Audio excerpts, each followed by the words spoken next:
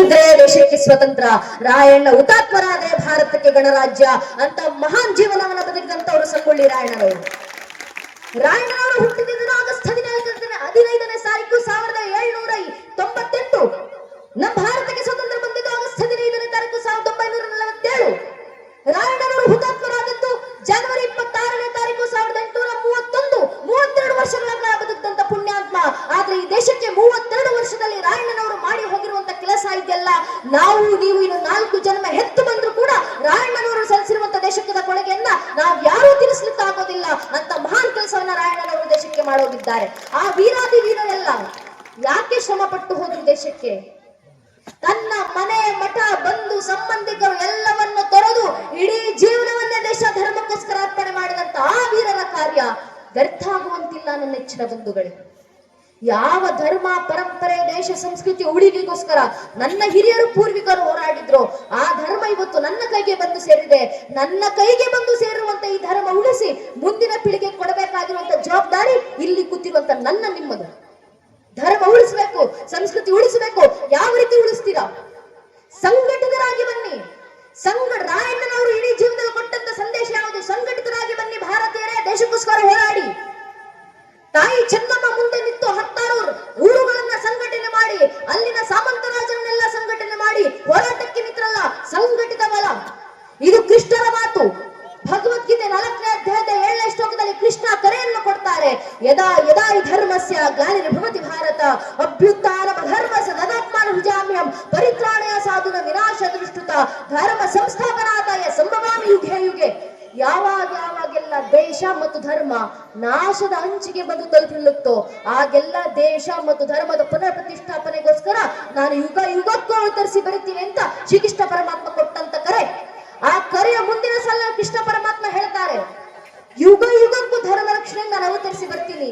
ಕಲಿಯುಗದಲ್ಲಿ ಯಾವ ಅವತಾರ? ಕಲಿಯುಗದ ಅಂತ್ಯದಲ್ಲಿ ಕಲಿಕೆ ಅವತಾರ. ಆದ್ರೆ ಕಲಿಯುಗ ನಡೀತಾ ಇರಬೇಕಾದ್ರೆ ಕಲಿಯುಗದೊಳಗೆ ದೇಶ ಧರ್ಮ ರಕ್ಷಣೆಗಿರೋದು ಒಂದೇ ಒಂದು ಅವತಾರ, ಅದು ಸಂಘ ಶಕ್ತಿ ಕಲಿಯುಗ ಎನ್ನುವ ಮಾತನ್ನ ಕೃಷ್ಣ ನಮ್ಗೆ ಉಪದೇಶ ಮಾಡಿ ಹೋಗಿದ್ದಾರೆ. ಸಂಘಟಿತ ಬಲದಿಂದ ಮಾತ್ರ ಕಲಿಯುಗದಲ್ಲಿ ಧರ್ಮ ರಕ್ಷಣೆ ಆಗೋದು. ನಮ್ಮ ದೌರ್ಭಾಗ್ಯ ಏನಂದ್ರೆ ಸಂಘಟಿತ ಭಾವವನ್ನು ಮರೆತುಕೊಂಡಿದೆ ಹಿಂದೂ ಸಮಾಜ. ಹೇಳ್ಕೊಳ್ಳಿಕ್ಕಿದ್ದೀವಿ ನಾವು ಕೋಟ್ಯಾಂತರ ಜನ ಹಿಂದೂಗಳು ದೇಶದಲ್ಲಿ, 100 ಕೋಟಿ ಹಿಂದೂಗಳು ಜಗತ್ತಿನಾದ್ಯಂತ. ಆದ್ರೆ ಜಗತ್ತಿನಲ್ಲಿರುವಂತ 100 ಕೋಟಿ ಹಿಂದೂಗಳಲ್ಲಿ ಎಷ್ಟು ಜನ ಹಿಂದೂಗಳಾಗಿ ಉಳಿದಿದ್ದೀವಿ?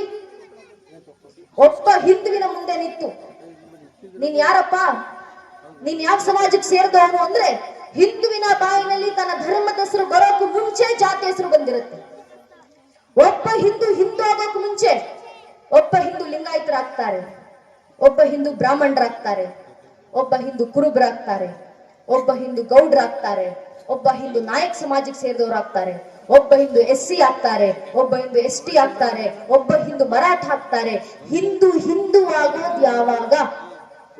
ನಾವು ಹಿಂದೂಗಳ ಅರ್ಥ ಮಾಡ್ಕೊಳ್ಬೇಕು. ನಮ್ಮ ಜಾತಿ ಯಾವುದೇ ಇರ್ಲಿ ಸ್ವಾಮಿ, ಆ ಜಾತಿಗಳ ಮೇಲೆ ನಮ್ಗಿರುವಂತ ಜಾತಿ ಪ್ರೇಮ ಎಷ್ಟೇ ವಿಶಾಲವಾಗಿರ್ಲಿ, ನನ್ನ ಜಾತಿ ನನ್ನ ಮನೆಯ ದೇವರ ಕೋಣೆ ಒಳಗೆ ಸೀಮಿತ ಆಗಿರ್ಬೇಕು. ನನ್ನ ರಾಜಕೀಯ ಆಸಕ್ತಿ ಯಾವುದೇ ಇರಲಿ, ಯಾವ ರಾಜಕೀಯ ಪಕ್ಷಕ್ಕೆ ಬೇಕಾದ್ರೂ ಕೆಲಸ ಮಾಡಿ, ಯಾವ ರಾಜಕೀಯ ಪಕ್ಷದ ಕಾರ್ಯಕರ್ತ ನಾನು ಅಂತ ಬೇಕಾದ್ರೂ ನಿಮ್ಮನ್ನು ನೀವು ಘೋಷಿಸ್ಕೊಳ್ಳಿ. ಆದ್ರೆ ನನ್ನ ರಾಜಕೀಯ ಆಸಕ್ತಿ ನನ್ನ ಮನೆ ಹೊಸಲಿನ ಒಳಗೆ ಸೀಮಿತ ಆಗಿರ್ಬೇಕು. ಪ್ರತಿಯೊಬ್ಬ ಹಿಂದೂ ತನ್ನ ಮನೆಯ ದೇವರ ಕೋಣೆಯನ್ನ ದಾಟಿ ಮನೆಯ ವಸ್ತು ಬಿಟ್ಟು ಹೊರಗೆ ಬರಬೇಕಾದ್ರೆ ಜಾತಿ, ಉಪಜಾತಿ, ಮತ, ಪಂಥ, ಪಂಗಡ, ಕುಲ, ಗೋತ್ರ, ರಾಜಕೀಯ ಆಸಕ್ತಿ, ತತ್ವ, ಸಿದ್ಧಾಂತ ಎಲ್ಲವನ್ನು ಮರೆತು ಹೆಗಲ ಮೇಲೊಂದು ಕೇಸರಿ ಶಾಲ್ಯ, ಹಣೆ ಮೇಲೆ ಕೇಸರಿ ತಿಲಕ ಇಟ್ಕೊಂಡು ನಾವೆಲ್ಲ ಹಿಂದೂ, ನಾವೆಲ್ಲ ಒಂದು ಅನ್ನೋ ಭಾವನೆ ಬೆನೆಗಿಟ್ಟಾಗ ಮಾತ್ರ ಇವತ್ತು ಧರ್ಮ ರಕ್ಷಣೆ, ಇವತ್ತು ಸಂಸ್ಕೃತಿಯ ರಕ್ಷಣೆ. ಆ ಸಂಘಟಿತ ಭಾವ ಎಲ್ಲಿವರೆಗೂ ನಮ್ಮಲ್ಲಿ ಬರೋದಿಲ್ವೋ ಅಲ್ಲಿವರೆಗೂ ದೇಶದ ಪರಂಪರೆಯನ್ನು ಉಳಿಸ್ಕೊಳ್ಳಿಕ್ಕೆ ಆಗೋದಿಲ್ಲ, ನಮ್ಮ ಸಂಸ್ಕೃತಿಯನ್ನು ಉಳಿಸ್ಕೊಳ್ಳಿಕ್ಕೆ ಆಗೋದಿಲ್ಲ. ನಮ್ಮ ಪೂರ್ವಿಕರು ಶಾಸ್ತ್ರಗಳಲ್ಲೇ ಬರೆದಂತ ಮಾತು, ಅಪಾರ ಭೂಮಿ ವಿಸ್ತಾರ ಅಗಣ್ಯ ಜನಸಂಕುಲ ರಾಷ್ಟ್ರ ಸಂಘಟನೆಯ ನಮ್ಮ ಪ್ರಭುವೇನಾತ್ಮ ರಕ್ಷಣೆ. ತುದಿಗಾಡದಷ್ಟು ಅಪಾರವಾದಂತ ಭೂಭಾಗ, ಆ ಭೂವಿಸ್ತಾರದೊಳಗೆ ಅಗಣ್ಯವಾದಂತ ಜನರ ಸಂಖ್ಯೆ. ಆದ್ರೆ ಆ ಜನರ ಮಧ್ಯದ ಸಂಘಟಿತ ಬಲ ಇಲ್ಲ ಅಂದ್ರೆ ದೇಶ ಧರ್ಮ ರಕ್ಷಣೆ ಮಾಡ್ಕೊಳ್ಳಿಕ್ಕೆ ಸಾಧ್ಯವೇ ಇಲ್ಲ. ನಮ್ಮ ಕಣ್ಣು ಮುಂದೆ ಈಗ ದೇಶ ಧರ್ಮ ರಕ್ಷಣೆಗಿರೋದು ಯಾವ ಮಾರ್ಗ? ಒಂದೇ ಒಂದು ಮಾರ್ಗ, ಸಂಘಟಿತರಾಗಿ ಬರುವುದು. ನಮ್ಮಲ್ಲಿ ಬರಲಿ ಸಂಘಟಿತ ಭಾವ. ಒಮ್ಮೆ ಹಿಂದೂ ಸಮಾಜ ಸಂಘಟಿತವಾಗಿ ಬಂತು ಅಂದ್ರೆ ದೇಶದಲ್ಲಿ ಎಂತೆಂತ ಬದಲಾವಣೆ ತರಬಹುದು ಅಂತ ಈಗಾಗಲೇ ನಮ್ಮ ಪೂರ್ವಿಕರು ತೋರಿಸಿಕೊಟ್ಟು ಹೋಗಿದ್ದಾರೆ. ಒಮ್ಮೆ ಹಿಂದೂ ಸಮಾಜ ಒಗ್ಗಟ್ಟಾಗಿ ಬಂತು,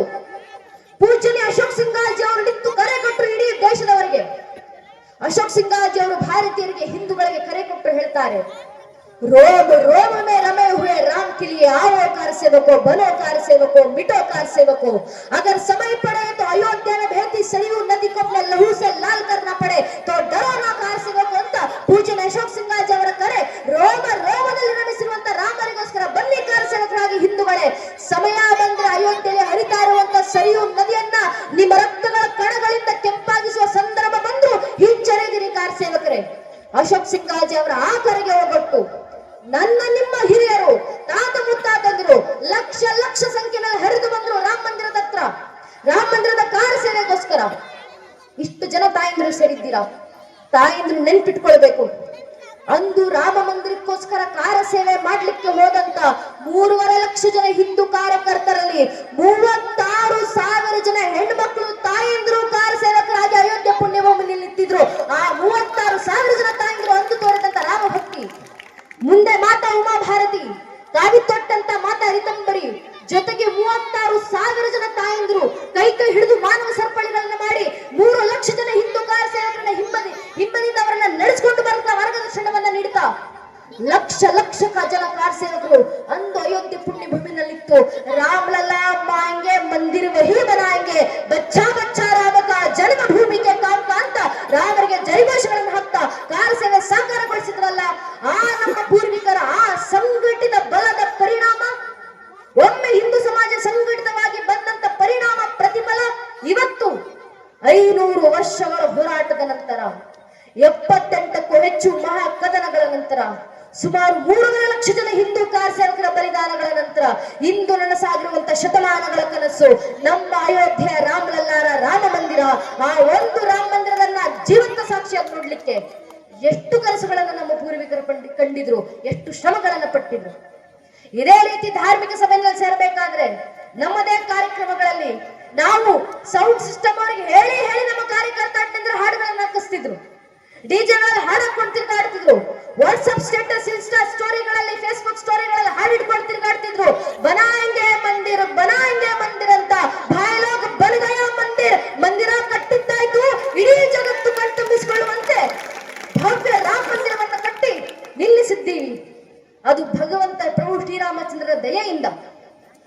ಒಮ್ಮೆ ಹಿಂದೂ ಸಮಾಜ ಸಂಘಟಿತವಾಗಿ ಬಂದ್ರೆ 500 ವರ್ಷಗಳ ಕಾರ್ಯಗಳನ್ನ ಸಾಕಾರಗೊಳಿಸಬಹುದು ಸಂವಿಧಾನದ ಅಡಿಯಲ್ಲಿ. ಅಂದ್ರೆ ಮತ್ತೊಮ್ಮೆ ಹಿಂದೂ ಸಮಾಜ ಸಂಘಟಿತವಾಗಿ ಬಂದ್ರೆ ಎಂತೆಂತ ಬದಲಾವಣೆಗಳನ್ನ ಸಂವಿಧಾನದ ಅಡಿಯಲ್ಲಿ ದೇಶದಲ್ಲಿ ತರಬಹುದು ಅಂತ ಯೋಚನೆ ಮಾಡಿ ನೋಡಿ. ನಮ್ಮ ಧರ್ಮ ಜಾಗೃತಿಗೆ ಇವತ್ತು ನಾವು ಸಂಘಟಿತರಾಗಿ ಬರಬೇಕು. ನಮ್ಮ ಮಕ್ಕಳಿಗೆ ಧರ್ಮ ಬೋಧನೆಯನ್ನ ಮಾಡಬೇಕು. ಮನೆಯಲ್ಲಿರುವಂತ ಮಕ್ಕಳಿಗೆ ಧಾರ್ಮಿಕತೆಯನ್ನು ತುಂಬಿಸಿ ಆ ಮಕ್ಕಳಿಗೆ ಸಂಸ್ಕಾರವನ್ನ ಕೊಡಿ. ನಮ್ಮ ಮಕ್ಕಳಿಗೆ ಧರ್ಮ ಬೋಧನೆ ಏನು ಮಾಡ್ತೀವೋ ಇಲ್ವೋ ಕನಿಷ್ಠ ಪಕ್ಷ ಭಜನೆಗಳನ್ನ ಆಡಿಸಿ. ನಮ್ಮನ್ನ ಭಜನೆಗಳು ಆಡುವಂತ ಪದ್ಧತಿಯನ್ನೇ ಮರೆತು ಹೋಗ್ತಿದ್ದೀವಿ ನಾವು. ಒಂದು ಮಂದಿರ ಇದೆ, ಬೀರ್ಲಿಂಗೇಶ್ವರ ದೇವರ ಮಂದಿರ ಇದೆ, ರಾಮಲಿಂಗರ ಮಂದಿರ ಇದೆ, ಮಠ ಇದೆ, ಏನಿದೆಯೋ ಬನ್ನಿ ಅಲ್ಲಿಗೆ ವಾರಕ್ಕೊಂದು ದಿನ ಬಂದು ಕೂತು ಮಕ್ಕಳನ್ನ ಕೂರಿಸ್ಕೊಂಡು ಮಕ್ಕಳ ಬಾಯಿಂದ ಭಜನೆಗಳನ್ನ ಆಡಿಸಿ. ಯಾಕೆ ಗೊತ್ತೇ? ನಮ್ಮ ಮಕ್ಕಳ ಬಾಯಿಂದ ಭಜನೆಗಳು ಅಂದ್ರೆ ಸ್ವತಃ ಶಿವನೇ ಬಂದು ಧರೆಗಿಳಿತಾರೆ.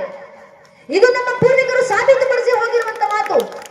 ಕೈಯಲ್ಲಿರುವಂತ ಮೊಬೈಲ್ಗಳನ್ನು ಪಕ್ಕಕ್ಕೆ ಸರಿಸಿ ಆ ಮಕ್ಕಳ ಕೈಗೆ ತಾಳಗಳನ್ನು ಕೊಡಿ, ಕಂಸಾಳೆಗಳನ್ನು ಕೊಡಿ. ಆ ಮಕ್ಕಳು ತಟ್ಟುವ ತಾಳದ ಸದ್ದಿಗೆ ಭಗವಂತ ಅವತರಿಸ್ತಾರೆ. ಗಂಟಾ ಪೂಜೆ ಸಂದರ್ಭದಲ್ಲಿ ನಾವು ಮಾಡುವಂತ ಪ್ರಾರ್ಥನೆ ಆಗ ಮಾರ್ತಂತು ದೇವಾನಾಂ ಗಮನಾರ್ಥಂತು ರಕ್ಷಸಾಂ ಕುರು ಗಂಟಾರವಂತತ್ರ ದೇವತಾವಾನ್ನ ಲಾಂಛನಂ.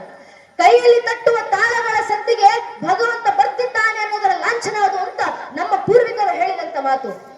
ನಮ್ಮ ಮಕ್ಕಳ ಬಾಯಿಂದ ಭಜನೆಗಳು ಬಂದ್ರೆ ಭಗವಂತ ಅವತರಿಸಿ ಬರ್ತಾನೆ ನಮ್ಮ ಮಕ್ಕಳ ಭಜನೆಗಳನ್ನ ಕೇಳಿಸ್ಕೊಳ್ಳಿಕ್ಕೆ.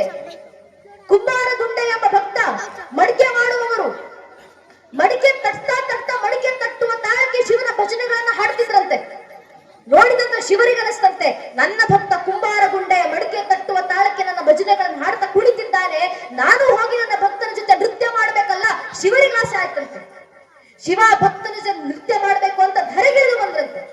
ಆದ್ರೆ ಶಿವ ನೃತ್ಯ ಮಾಡ್ಬೇಕು ಅಂದ್ರೆ ಇಷ್ಟು ಸಣ್ಣ ರಂಗವೇದಿಕೆ ಸಾಲೋದಿಲ್ವಲ್ಲ. ಕುಂಬಾರ ಗುಂಡೆನ ಹೊಸ ನೃತ್ಯಂ ನೋಡಿದ ಶಿವನನ್ನು ಮುಟ್ಟಿತು ಸತ್ಯಂ, ಒಳಗಾಡಿದ ನೆನುತಂ ದಿನ ನೆನುತಂ ಇಳೆಯ ಅರಿಯಲು ಹೊರಗಾಡುವೆ ನೆನುತಂ. ಇಷ್ಟು ವರ್ಷ ಮನಸ್ಸಿನಲ್ಲೇ ನನ್ನ ಭಕ್ತನ ಭಜನೆಯನ್ನ ಕೇಳಿ ಆನಂದ ಪಟ್ಟಿದ್ದೀನಿ. ಇವತ್ತು ಇಡೀ ಜಗತ್ತು ನೋಡುವಂತೆ ಹೊರಗೆ ಬಂದು ನೃತ್ಯ ಮಾಡ್ತೀನಿ. ಭಗವಂತ ಅವತರಿಸಿ ಬಂದ ಸಣ್ಣ ರಂಗವೇದಿಕೆ ಸಾಲೋದಿಲ್ಲ ಅಂತ ತಾನೇ ಖುದ್ದು ರಂಗ